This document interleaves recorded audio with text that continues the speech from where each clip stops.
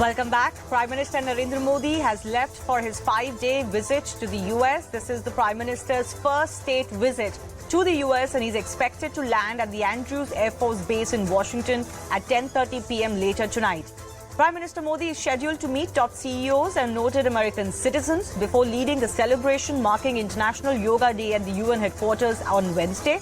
Later, he will head to Washington, D.C., where the U.S. President Joe Biden and First Lady Jill Biden will host a private dinner for the Indian PM. Before boarding the Air India One for his landmark trip, Prime Minister Narendra Modi answered questions on several subjects of national and geopolitical significance in an interview with the Wall Street Journal. Here are some key quotes from that interview. Speaking on India-US relations, the Prime Minister said that the ties between New Delhi and Washington are stronger and deeper than ever. On the topic of permanent seat in the United Nations, Prime Minister reiterated that India needs a much deeper, higher and wider profile and role, and we see this process as India is gaining its rightful position in the world. While speaking on India-China tensions, Prime Minister asserted that he believes in respecting sovereignty and territorial integrity, and for normal ties with China, peace and tranquility on the LAC is very essential. Prime Minister also claimed that the dispute with China shall be resolved with diplomacy and dialogue and not by war. Speaking of war, on the topic of the ongoing Ukraine-Russia fight, Prime Minister Modi said that India is not neutral but has taken a side for peace.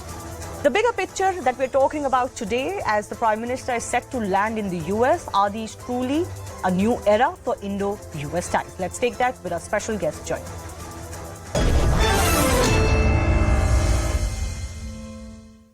Ambassador Atul Keshav, former ambassador of US to India and President, US India Business Council is joining us. Atulji, very thanks for your time. How different do you think this visit of the Indian Prime Minister is to the US this time? Not just for Narendra Modi, but for any Indian PM. Shivani, I think that this is a strategic, economic, and technological shadi between the two greatest democracies on earth. Right. And so I think that it really sets a very firm and strong and optimistic trajectory for the future of relations between the American and Indian people. Okay. Like we keep talking about how Indo-US relationships are going a notch above or higher every year. So how do you read this relationship? Are we truly in a new era of this relationship between these two countries? And if so, in what sense? Yes, I think we are in a new era. When I came to the relationship back in 1994, when I joined my federal career, there was a lot of acrimony, if not outright hostility, between Washington and New Delhi on many different things. Over the course of the nuclear deal and much effort since then, I think we have really built out a truly mature and important and mutually relevant relationship, strategically and, of course, now economically and technologically. What is interesting to me with this visit is that both sides are avoiding the rancor of the past, you know, the sort of, oh, you did this in 1960, whatever, and you did that in 1980. These things are in the past. And so I think it reflects a real maturity in the U.S.-India relationship that allows us to build a very strong foundation going forward. So yes, we are in a new era, and it's an era marked by strategic, economic, and technological equations. You talked about the rancor of the past. Now, there is some criticism in India that while the administration in the US is looking at India differently and positively, there are some sections that continue to deride India, including sections of the media. So is there a dissonance in the way the American government and establishment is looking at India and how some other interest groups do? Well, the fantastic thing about free nations is that people can speak their opinions and suffer no recriminations. And I think that's true in India. It's true in America. Ours are free and open societies. And our governments have decided that whatever may have been in the past, we have a bright future of convergence ahead of us. I talked about the strategic, economic, and technological shadi. The fact of the matter is we have shared strategic apprehensions about what's going on in the Indo-Pacific, and therefore we have shared strategic convergence in the Indo-Pacific. So if you look at the initiative on critical and emerging technologies that we launched at the U.S. Chamber with both governments, if you look at IndusX, which is the defense startup collaboration that we're launching tonight and tomorrow at the U.S. Chamber, we are fully supportive of this convergence, strategic, economic, and technological. Look, we can just say in the past and we can focus on our pain and hurt and recriminations, or we can look to the future. My view on this is if we just sit mired in the past, the only people who'll be happy about it are our shared enemies and adversaries. And if we look to the future, then our enemies and adversaries start to get very nervous. So my view is Delhi and Washington for the win, free people for the win, free societies for the win. Well, one could argue there are some adversaries and enemies that are already getting a little, they're getting furrowed eyebrows. But I want to ask you about the economic and business ties that you mentioned. How do you see India and U.S. advancing in this regard? Because, you know, this is an area you work very closely in. What is it that you're looking forward from this visit? Shivani, I'm very optimistic. I want to see really strong progress in semiconductors, electronics ecosystem, fabless ecosystem. I want to see big defense deals, energy deals that bind our two economies even closer together, energy transition deals. I want to see movement across the digital economy to make the United States and India even more of the prime movers in the global digital economy. There is so much that we can do between us if we have deal flow in both directions. Your companies and investors coming to America, our companies and investors coming to India, millions and millions and millions of people working happily in the most advanced companies on earth, American and Indian. Look, the companies in my membership represent trillions of dollars in market capital, millions of employees, immense technological and managerial and environmental sophistication. These are companies that can help change the world and lift hundreds of millions of people out of poverty and give them better lives and greater choice. I am bullish on what we can do together if we get past the past and look to the future. Okay. My final question to you. The Prime Minister has given an interview to the Wall Street Journal where he said that I present my country to the world the way it is and myself the way I am. I want to understand from you, having been in India and, of course, worked in the U.S., how is Mr. Narendra Modi being looked at in the U.S.? I think people all around my country have noticed how dynamic India is of late. The amount of change in just the last 10 years is unbelievable in terms of infrastructure and capability and GDP and per capita income and quality of lives and the choices Indian people have. I think Americans, by and large, genuinely respect and admire India. You know, think about when I was a little boy and moved back home to the United States when I was 12 years old.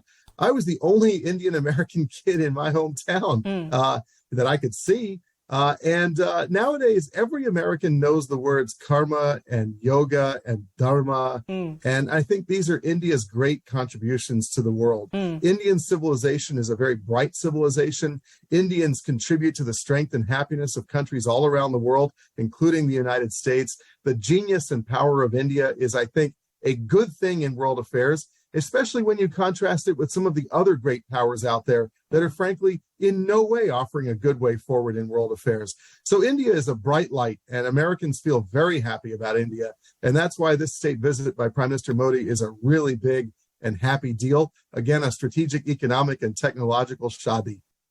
Right, a wedding. Strategically, economically, and technologically. Thanks a lot, Ambassador Atul Keshav, for joining us. Let's hope, as he said, the Indo-US ties continue to go a notch higher and higher. I also want to cut across to Managing Editor Zaka Jacob, who's joining us from the US. Zaka, good morning to you. And I want to understand from you, this being the state visit for the first time, how is the build-up different this time than previously when Narendra Modi has visited America? All right, good morning to you, live from Times Square in New York. This, they say, is the most buzzing place on the planet, and you can see why. It's, about 10 o'clock in the morning here, and already there are tons of people across. You can see the iconic Times Square building right at the corner of my right hand. So you can see how it's busy, morning hour, rush hour traffic as people are making their way to work. In about 3 hours or so from now, Prime Minister Modi will be landing in the U.S. He will, of course, be given a welcome by the Indian American community here in the hotel that he's staying here in Midtown Manhattan.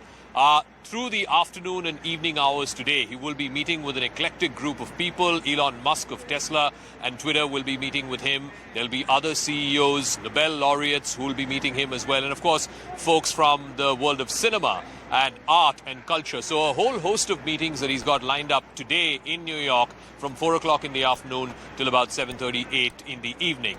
Tomorrow is the other big event here in New York, International Yoga Day, and Prime Minister Modi will be leading the Yoga Day celebrations at the UN headquarters, which is in Turtle Bay, overlooking the beautiful East River. He'll be joined by the current rotating president of the UNGA and also the Secretary General of the United Nations. We're given to understand in that ceremony that will happen at the North Lawns of the UN headquarters, there'll be over 100 people who will take part in the yoga ceremony along with Prime Minister Modi. After which he heads off to Washington again tomorrow in the second half of the day. He has a series of meetings with CEOs, with thought leaders, people from the think tank community. And, DC and the Beltway in particular are heavy on the think tank side. So he'll be meeting with an eclectic group of people over the 4 or 5 hours that he'll be there in the second half tomorrow. And then there is a private dinner that the Bidens are hosting for him tomorrow night. That's Wednesday night. And then Thursday is the big day, the state dinner, the ceremonial welcome. And you ask me, why is this visit different from the others? Prime Minister Modi's been here 6 times since he became Prime Minister, either for standalone bilateral visits or as part of multilateral visits when he's visited the United Nations or visited for the Quad summit and so on. But this is the first ever state visit. And the state visit is the highest form of diplomatic sort of privilege that the U.S. administration rolls out for any visiting head of state or head of government. So this is the highest form of diplomatic privilege that's been rolled out. It's literally rolling out the red carpet. There'll be a 21-gun salute. There will be a 15-course meal at the state banquet. And we're given to understand that there will be a record number of invitees for the state banquet. The record so far is held by Emmanuel Macron, the French president, when he was here a few years ago. And I believe that number, the number of invitees at that time, was about 300 to 350. Top Indian government officials believe that this time around it could be closer to 500, which means it would be the biggest state banquet that any U.S. administration has hosted for a visiting head of government. So clearly, it's full of symbolism as well as substance. You were speaking to Ambassador Kashyap a moment ago, and he was talking about the defense deals. We're expecting some big-ticket defense deals, the GE jet engine deal, for example. And it's not a transactional sort of business deal.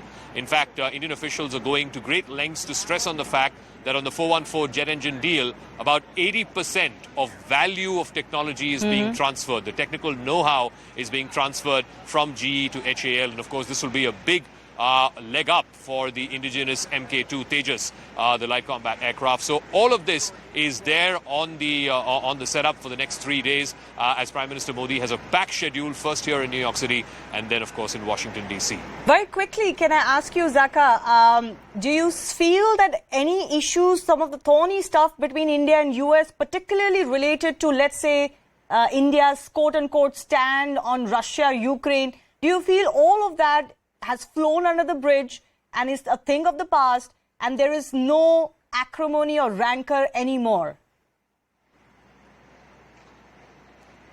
I think, the long-term view that's being taken by not just this U.S. administration, and this is cutting across party lines, even when there were Republican presidents, I think the long-term bipartisan view that's been taken is India is a long-term bet.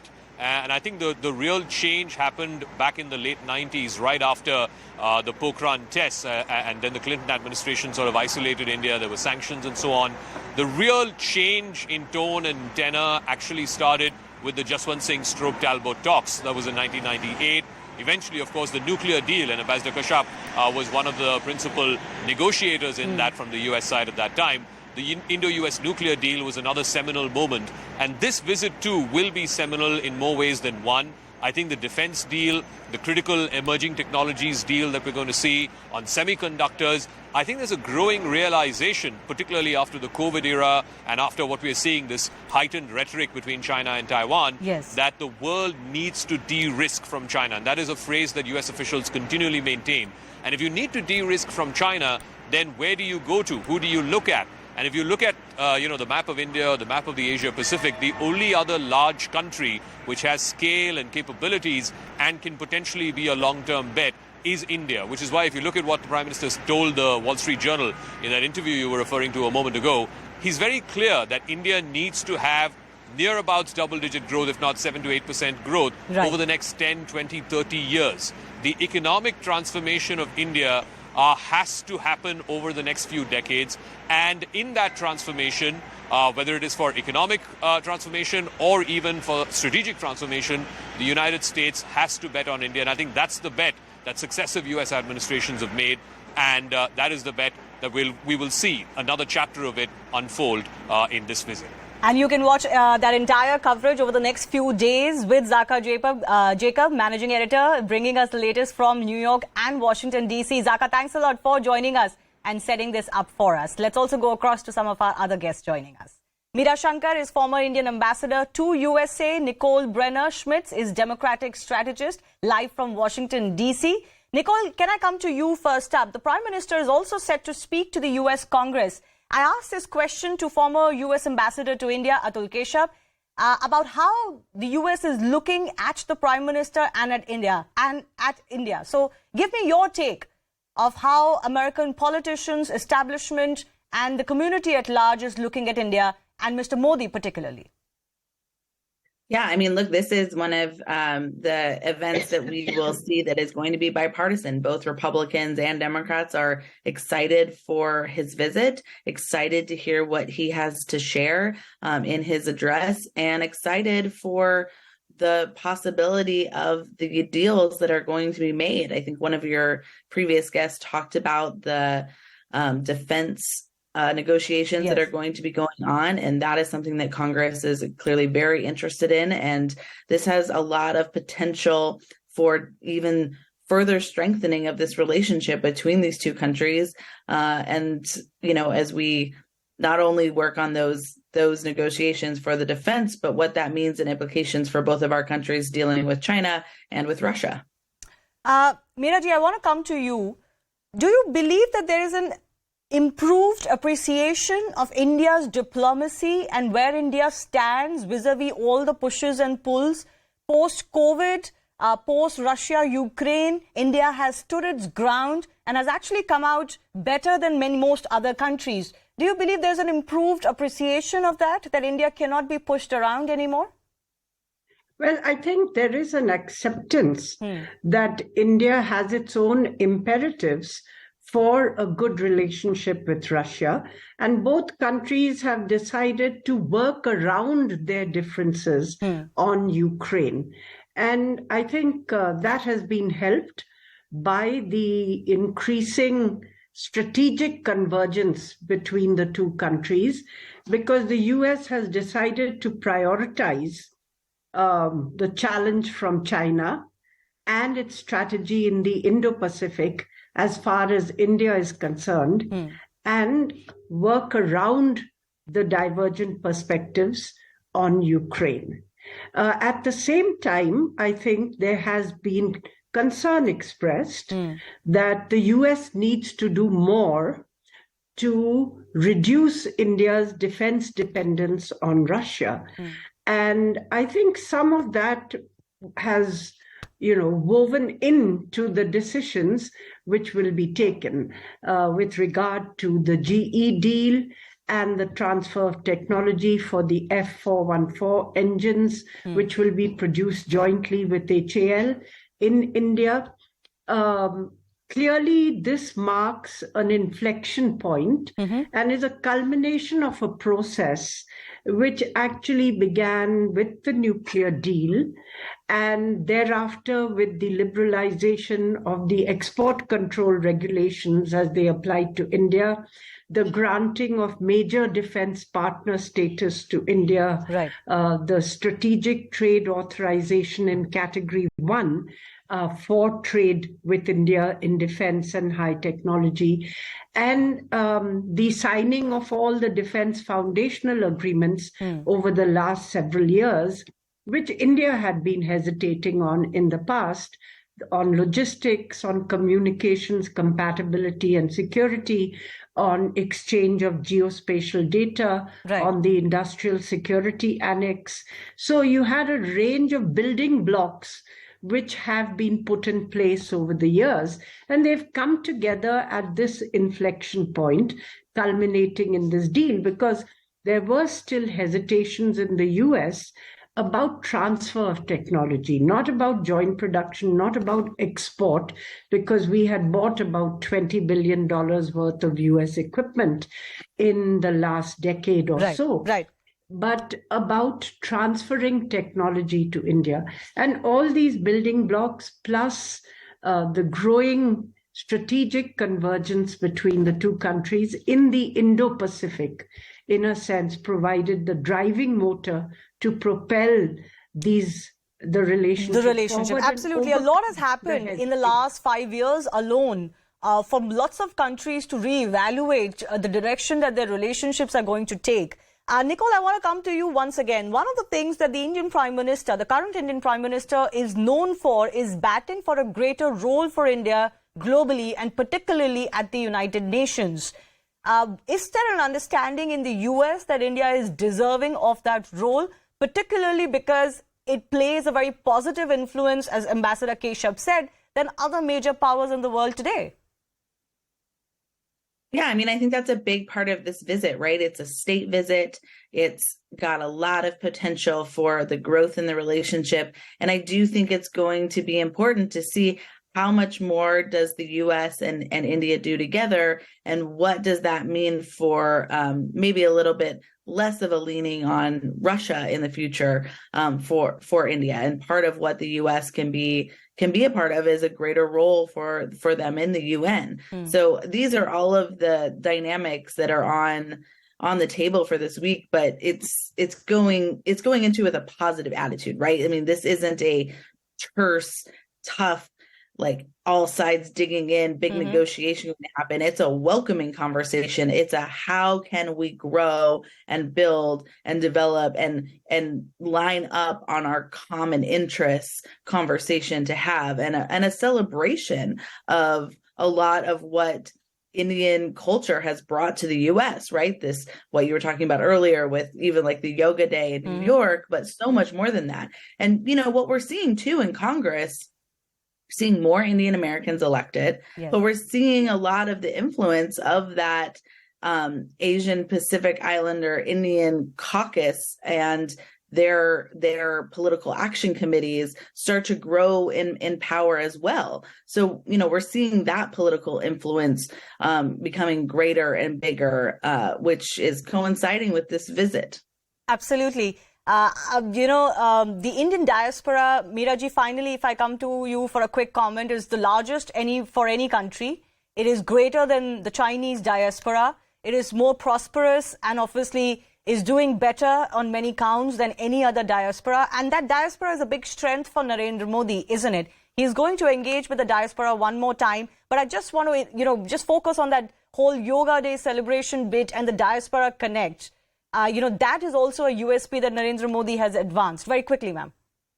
Yes, I think it's not the largest diaspora committee, I think, community, but it's large and it's increasingly visible in U.S. public life, I meant in US globally. academic Sorry, life. Let me clarify. I meant globally. There are more Indian. Yeah. There is more Indian diaspora Okay. globally than any other nationality. Yeah. Okay. Yeah. The 4 million or so Indian American community is increasingly playing a larger role in the economic life of the United States. Many startups in the technology sector, many innovators.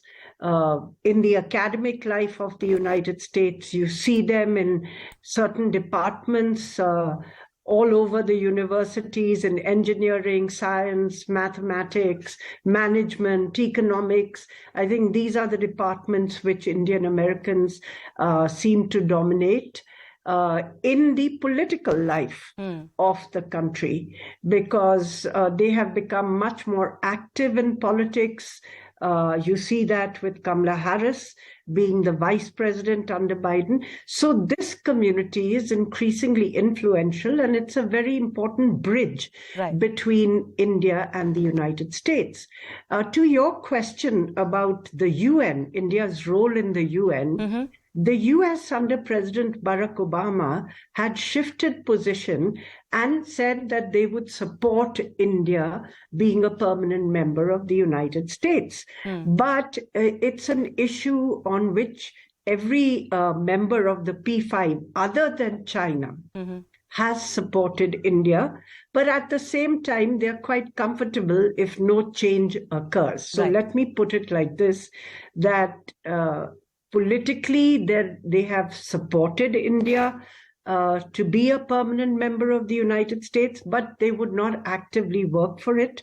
And China's opposition acts like a veto on it at present. We'll have to wait and see how that advances. I do thank Meera Shankar and Nicole Brunner-Schmitz for joining us. Remember, before this visit, Joe Biden was reportedly telling Prime Minister that, you know, he's besieged by all the requests that people have come to him to meet him during this state visit.